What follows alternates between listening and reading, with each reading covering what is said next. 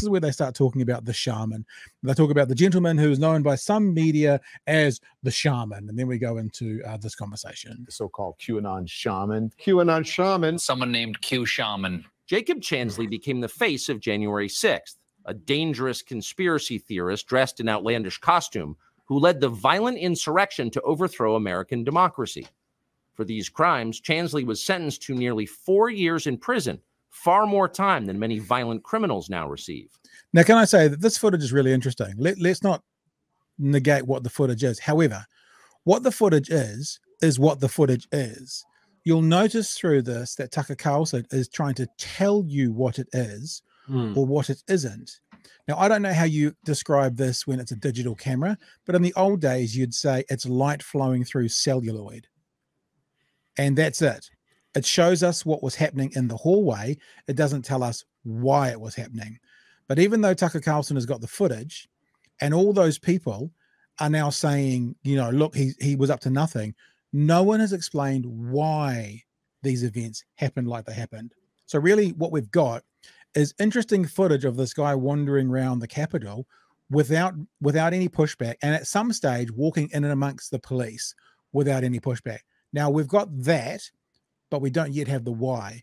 But what Tucker Carlson does and what the guys on PBD do is they very quickly try to explain to you the why. Even though we can't tell that from the video footage, all you can see is what's happening. You can't see why it's happening. And there's more. We'll keep going with this. What did Jacob Chansley do to receive this punishment? To this day, there is dispute over how Chansley got into the Capitol building. But according to our review of the internal surveillance video, it is very clear what happened once he got inside. So again, we have all the footage, but we're not going to show you how he got inside. So they've got all the footage. So they would be able to show us how he got inside. They've chosen not to show how he got inside. And as Tucker just said, it's very clear once he got inside. Well, hang on, show us how he got inside as well. Because why is it unclear? They've got 40,000 hours of footage. They've got cameras on every single egress. So they would, if they chose to, be able to show us how he got inside. But they've chosen not to show that. It's important to remember. Virtually every moment of his time inside the Capitol was caught on tape. The tapes show that Capitol Police never stopped Jacob Chansley. They helped him. They acted as his... Okay, there's an opinion. They helped him. Right? That's an opinion. Because you don't know what the police officer is doing and why they're doing it. Sometimes if they're... And I'm not saying it's a situation here, right? But in general, sometimes... Oh, look, okay, a little bit of stuff, Joey. I used to work as a bouncer in Central Auckland. Right? I worked the door in a club in Central Auckland. Sometimes when there was trouble, I'd get alongside people and put my arm around them and just chat with them and be nice to them and get them out the door. Other times people would come running from different areas and the person would be face down with their hand behind their back. So it might look like helping. It might look like being nice, but there might be another reason behind it. Now, could be shepherding. I'm not saying this because I don't know, but the point is neither does Tucker. Yeah. Right? He can see the footage, but he can't see the why. So let's just have a listen to what he says here. This is where he starts using that talking point about a tour. Acted as his tour guides. Here's video of Chansley in the Senate chamber. Capitol Police officers take him to multiple entrances and even try to open locked doors for him. Why is he not telling us why not tell us what that door is? Like, what was that door? Was that a door to actually usher him out of the building and it was locked, so they've turned back? What was that door? Could have told us, didn't tell us. We counted at least 9 officers who were within touching distance of unarmed Jacob Chansley. Not one of them even tried to slow him down. Why? Chansley understood that Capitol Police were his allies. Video shows him giving thanks for them in a prayer on the floor of the Senate. Now, he understood they were his allies. He may have believed they were his allies. Again, I'm not actually saying this to defend what's going on or to say that this is wrong, because I don't know. But I tell you what, there would have been people that we ushered out of the clubs that I worked in who would have thought, friendly guys. They would have thought that, but that wasn't what we were doing. Without question, that wasn't what we were doing. So Tucker's just said he thought they were his ally, and the evidence for that is he says a prayer for them in, I guess, the Senate chamber, whichever chamber they're in. Watch. Thank you, Heavenly Father, for giving the inspiration needed to these police officers to allow us in this building. Contrast the reality of what Jacob Chansley did in the Capitol building on January 6th, the indisputable facts recorded on video, some of which has never before been seen, with the depiction of Jacob Chansley that you've seen in the media for more than 2 years. He's a terrorist, they said. He should be killed. Shoot him.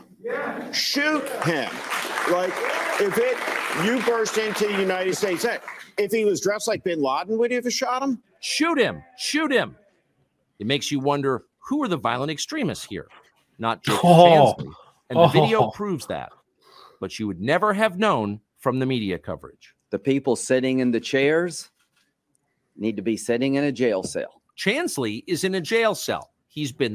And as someone has said very clearly, JK has said, he pleaded guilty. So he's sitting in a police cell. He pleaded guilty. Now, look, I'm not an advocate for the justice system anywhere in the world, because I know of lots of cases where people plead guilty because they think if they go to trial, they'll get a worse situation. And even if they haven't done what they've said they've done, it can be a better outcome. But it's important to include that as well, which of course Tucker doesn't include at any point, that he admitted to the guilt, to the charges that he was put in front of him. Now, there's one other thing from this that I want to get to as well, and I'll show you. Remember, 40,000 hours of footage. In there for months. If he was, in fact, committing such a grave crime, why didn't the officers who were standing right next to him and what we're place him seeing under now, arrest? Right? What we're seeing now, this footage here, is footage that we've already seen in this story. So they're now repeating footage in the story that they've already played in the story, although they have 40,000 hours of footage. I can probably go and find that exact clip, actually, if I just scroll back like this and look for it. Wait for it. I had it before. So if they've got so much evidence to say how wrong this all is, why are they needing to repeat footage in a story? Why, when there's 40,000 hours of footage, is there only, I think this is it here, I think. Is this the one? I'll just scroll back a bit. And see this is the one. You watching? So you can see that he's on the thing. There's a table. There's 2 doors behind him. And is this the bit here? View of the internal surveillance. 2 doors behind him. So there it is. Very clear what happened. So if there's so much footage, that's repeated as well. That's repeated as well. Until now, no one could even prove that even happened. But it did. So lots of questions. If you add it all up, and I did a bit of a tally up, that's less than 2 minutes of footage of the shaman walking around in there. Right? That's less than 2 minutes of 40,000 hours of footage. What that shows us is in those 2 minutes, he was either unencumbered by any police officer, or he had police officers in close proximity.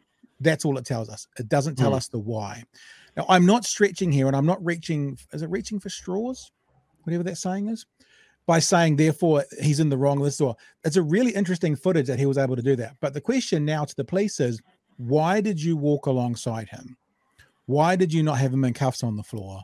Why did you not throw him out? What was the tactic, if anything, you were using? Not they were acting as his tour guide, which is what Tucker has just said.